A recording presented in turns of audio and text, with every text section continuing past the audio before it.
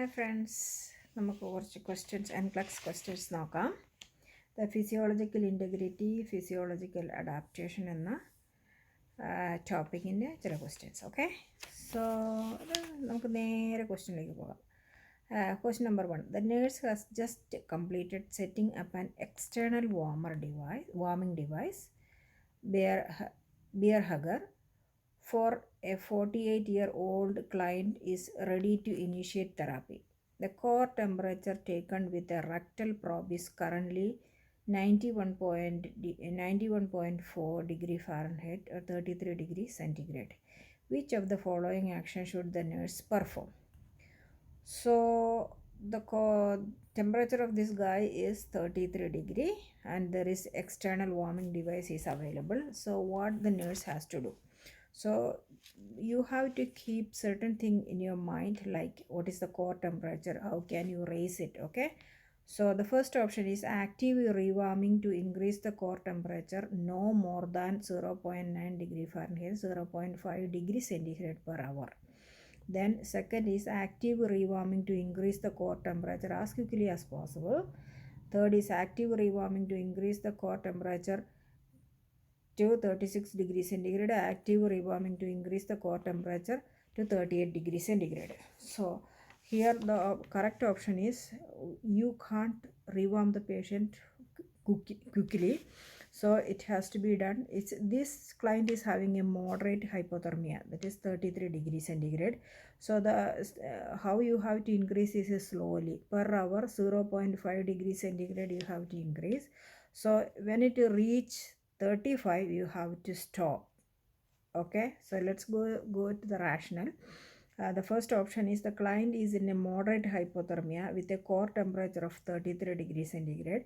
This would indicate the need for an external warming device and other measures to increase core temperature. So this patient required an external warming device, and because this is hypothermia, moderate hypothermia, only the temperature is 33. So how you have to increase is increasing 0.5 degrees centigrade per hour. Okay, that is the increasing rate it has to be. You can't make it as fast as you can, or when the more 36 38 doesn't require. Okay, the core temperature, the second option, the core temperature should be brought up by no more than 0.5 degrees centigrade per hour for treatment of moderate hypothermia. Third option is active rewarming would be discontinued when core temperature is greater than 35 degrees centigrade, and active rewarming would be discontinued when core temperature, again the same 35, when the temperature reaches 35 the active rewarming should be stopped. Okay, so question number 2. The nurse is cleansing a simple surgical wound. The client is 2 days post-operative and the incision has well approximated edges with no sign of infection. A Jackson-Pratt drain is adjacent to the incision site. Which of the following should the nurse do? So second day post-op you are going to do a trussing, no sign of infection and everything is good, has a clean surgical site. Okay, now what you have to do? So cleanse the incision and drain sites while wearing standard clean gloves. Second option is cleanse in a back and forth motion across the incision line and in a circular motion around the drain site. Third, cleanse the incision with and drain site together. Fourth, cleanse the incision and drain site using a sterile saline solution. This is a sterile wound, it's a surgical wound, so you have to emphasize on doing that procedure aseptically. So what you have to do here, the option number 4 is correct. Okay, that is cleanse the incision and drain site using a sterile saline solution. That is a correct option.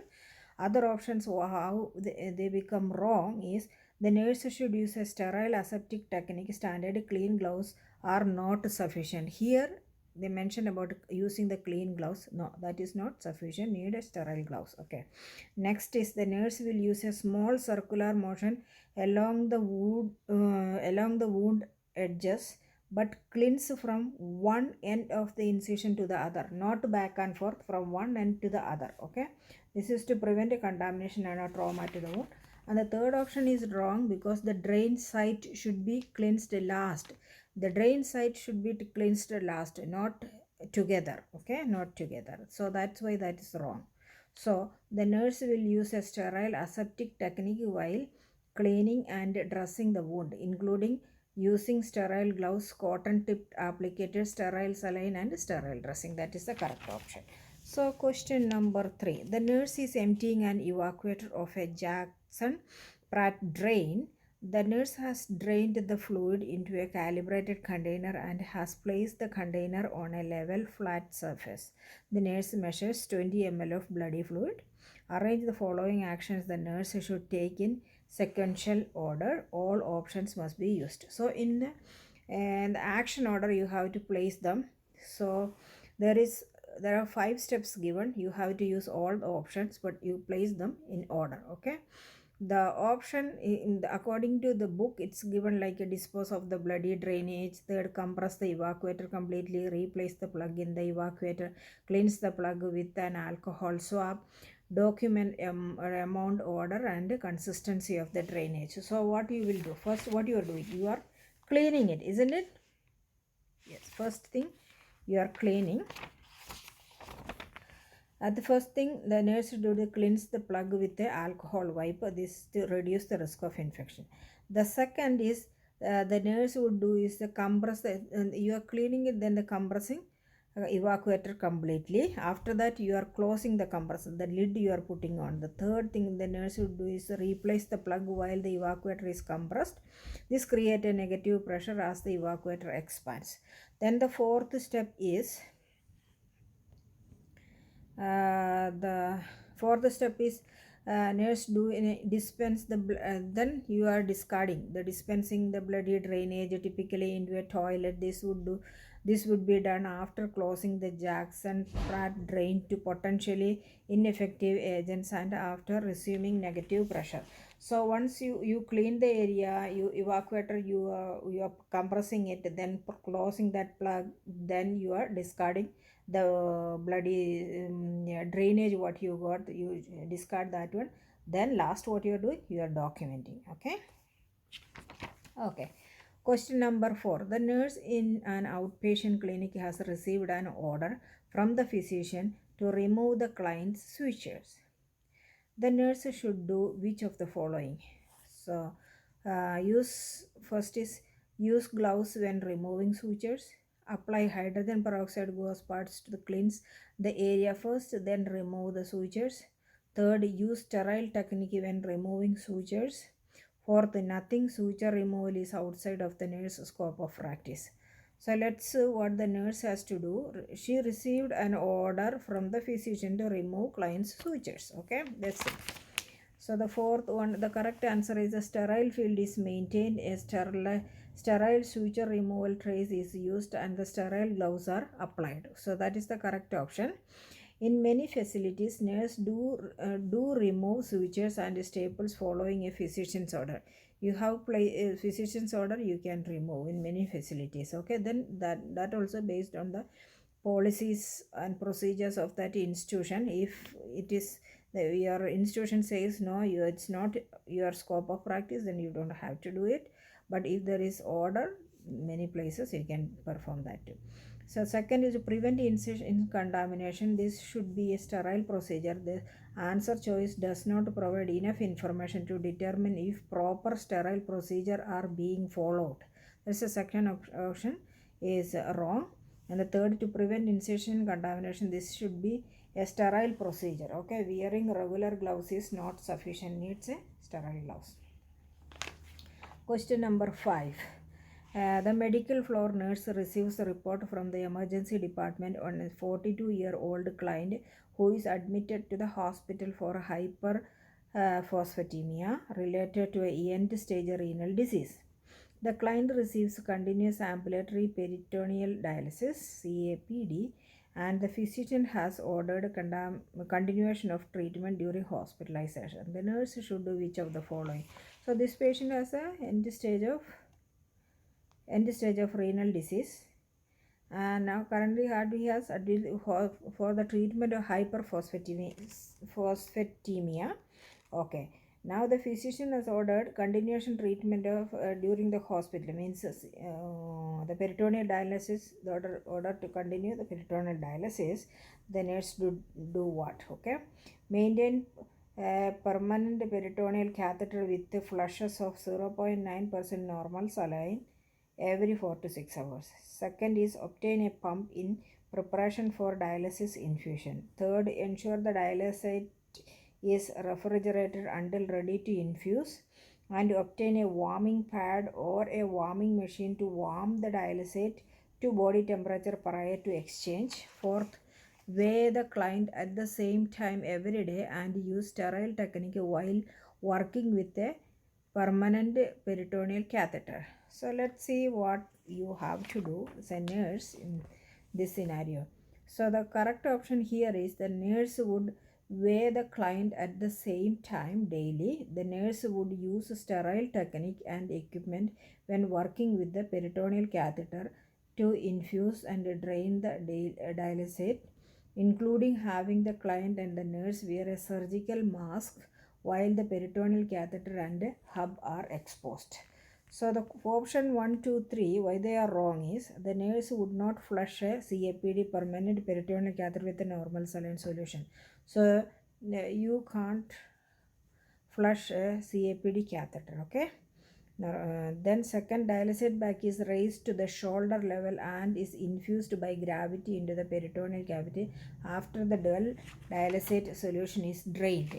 So once it is drained, okay, so it is what is that? It is work on gravity.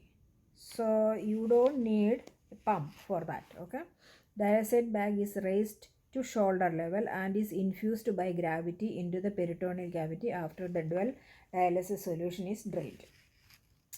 Already because it's a continuous this one, so you first then you are infusing it, then holding it for some time, then you are draining, then again the cycle repeats in that scenario. So once the infused fluid is removed, after that you are hooking again another bag, then it is letting it run by gravity, not using any pump.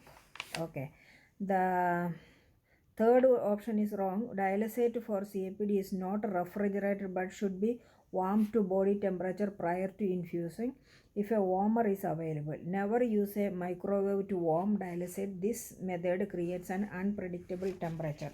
So don't refrigerate. That was the wrong thing here. So room in temperature you can transfuse. Okay, machine to warm dialysate to body temperature prior to the exchange. That second part is correct, but ensure the dialysate is refrigerated, that is wrong. Okay, question number 6. An 8-year-old girl is discharged from the hospital with a new tracheostomy. The parent have received initial teaching in the hospital and home health nurse will reinforce this teaching. Per report, the parents are willing to learn and we are grasping the concept well. The home health nurse would expect the parent to verbalize and demonstrate which of the following. Tracheostomy, okay, a new tracheostomy. This child is 8 years old, child going home. So parent have received initial teaching is received by the parents, and let's see what are the option number 1, the cleansing and dressing of the stoma will be done at least every 24 hours. Second is it is not always necessary to suction before tracheostomy care. Third, the inner cannula should be changed by the physician or home health nurse. Fourth, hydrogen peroxide is used to cleanse the stoma area. So let's see what is the correct thing here. 6. The correct answer is hydrogen peroxide, soaked gauze pads or cotton tipped applicators are used to cleanse the stoma area, followed by the use of a sterile water, soaked gauze pads and cotton tipped applicators to remove the hydrogen peroxide. The stoma area would then be dried using sterile gauze pads to reduce the risk of infection and irritation. So first you are using hydrogen peroxide, cotton tipped applicators for cleaning the stoma.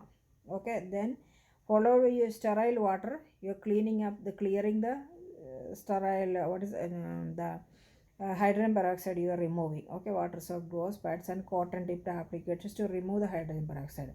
Stoma area would be then dried using a sterile gauze. Then you are drying up the area with a sterile gauze and reduce the risk of infection and irritation. The other 1, 2, 3 options are wrong. How? The stoma should be cleaned and dressed at least every 8 hours, not 24 hours. And the ties the every 24 hours. The cleaning is 8 hourly, then the tie is to be changed in 24 hours, and dressing changes may be done more frequently to keep the dressing and ties dry to prevent infection. The second option, why is wrong? Suctioning the trachea and pharynx thoroughly before tracheostomy care keeps the area clean longer.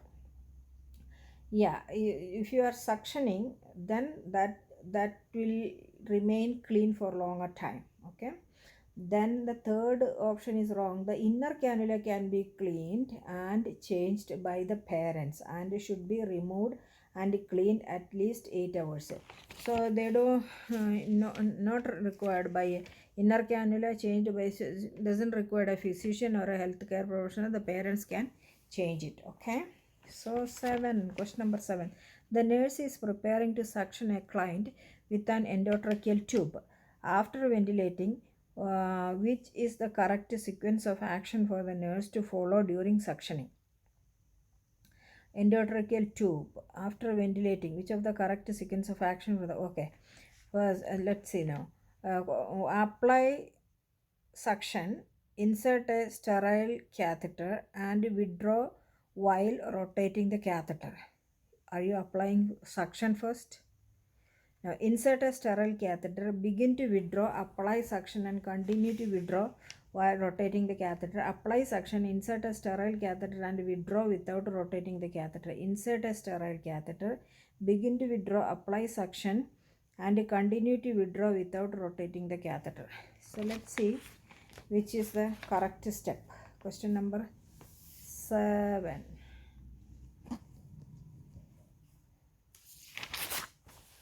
So the correct is, nurse would ventilate the client and insert a sterile catheter without applying suction. Nurse would then withdraw the catheter about 1 inch and apply suction while rotating the catheter. That is the correct step. Okay.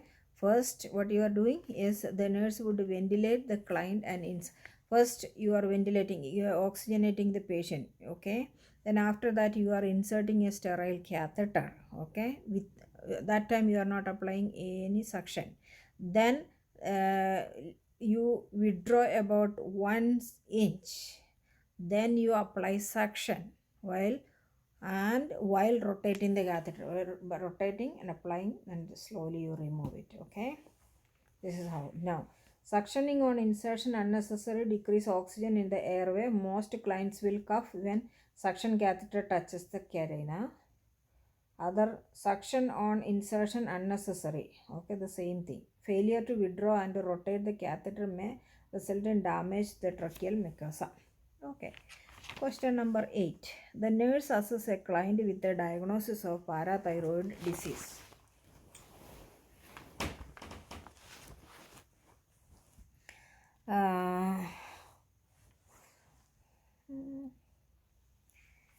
Thyroid disease. The client is having an abdominal cramping, positive chopsticks and trousers signs, and tingling in the extremities. The nurse knows that this finding would be signs and symptoms of which of the following? Okay, so trouser syndrome and the I can't read this one. Chopsticks signs, this thing tingling in the extremities. Okay, so is it hypermagnesemia, hypomagnesemia, hypercalcemia, hypocalcemia? Which one? Okay, so question number 8, correct is hypocalcemia can be demonstrated by abdominal cramping, tingling of the extremities and tetany. Chopstick sign refers to abnormal reaction to the stimulation of the facial nerve such that when tapped at the masseter muscle, the facial muscle on the same side of the face contract causing a brief twitching of the nose or lips. Chostek sign can seen in hypomagnesemia and hypocalcemia. Trousers sign of latent tetany is more sensitive than Chostek sign in hypocalcemia and may be positive before gross manifestation of hypocalcemia. Specifically, tetany and hyperreflexia, a blood pressure cuff is inflated to a pressure greater than the systolic pressure and held in place for 3 minutes. This causes the occlusion of the brachial artery, and the hypocalcemia and subsequent neuromuscular irritability will induce a muscle spasm of the client's hand and forearm. Okay, that's what happens. Option 1, 2, 3 is wrong. How a person with hypermagnesemia would not exhibit all of the symptoms. Okay, a person with hypomagnesemia might exhibit a positive Chostek sign but not the rest of the symptoms. A person with hypercalcemia would not exhibit all of the symptoms. So that's it. 9. A physician has ordered a 2-liter daily fluid restriction for a client diagnosed with congestive heart failure. Nurse is totaling the client's fluid intake for 8-hour shift. The client drank 5 ounces of juice at breakfast, 2 ounces of water with medications, 8 ounces of soup at lunch, and 6 ounces of milk with lunch. Intravenous fluid flushes and intravenous antibiotic for the shift for where 400 ml, urinary output 300 ml, 100 ml and 250 ml. What should the nurse document in millimeter as total fluid intake for the shift? So this one you have to calculate and find out how much everything has to be included. Okay, the oral intake, IV intake and everything has to be included. So the answer is 1030 ml. Okay. Okay. Question number 10. A 70-year-old male represented to the emergency department with a shortness of breath, crackles in the bases and middle of the lung filled bilaterally, +2 pitting edema bilaterally of the lower extremities, and a weight increase of 6 pounds in 1 week. His heart rate is 82 and his blood pressure is 162/90. Per physician's order, the nurse administered 40 mg of furosemide intravenously. The nurse knows that which of the following indicate the effectiveness of the medication. Option 1, a heart rate of 58, a blood pressure of 100/52, urine output increases 200 ml over the next hour, diminished lung sounds bilaterally with crackles in the vases. So this patient has a shortness of breath because what has the patient might be having? Excessive fluid in the lungs, bilateral of the lower extremity, spitting edema, weight increase 6 pounds a week, heart rate 82 and his blood pressure is 162/9.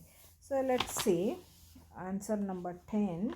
The correct is nurse would expect an increase in urine output after the administration of furosemide. The client presented with signs and symptoms of hypervolemia or fluid overload, including shortness of breath, crackles in the lung bases and edema. Weight gain and hypertension can also be indicative of hypervolemia. The goal of treatment using furosemide is diuresis, which care not be sent the client in the hypervolemia.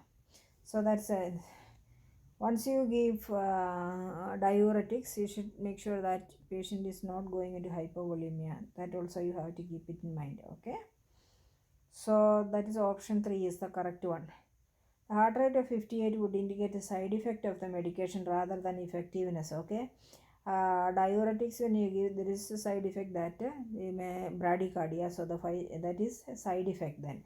This significant drop in heart rate would cause an alarm, especially after the administration of furosemide. Then a blood pressure of 100/52 would indicate the side effect of, again, that's a hypotension also is a side effect of the furosemide. Then the nurse would expect to auscultate a reduction if not elimination of crackles in the lung bases. The nurse would also not expect diminished lung sounds because this would indicate atelectasis, decrease airflow through the lungs. The goal would be baseline or clear lung sound bilaterally with minimal to no crackles in the lung base upon auscultation. That's it. 10. How many questions here more?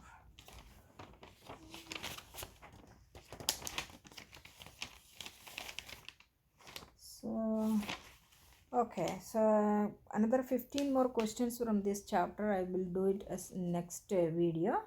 Okay, so enjoy studying. See you soon with the remaining questions. Thanks for watching.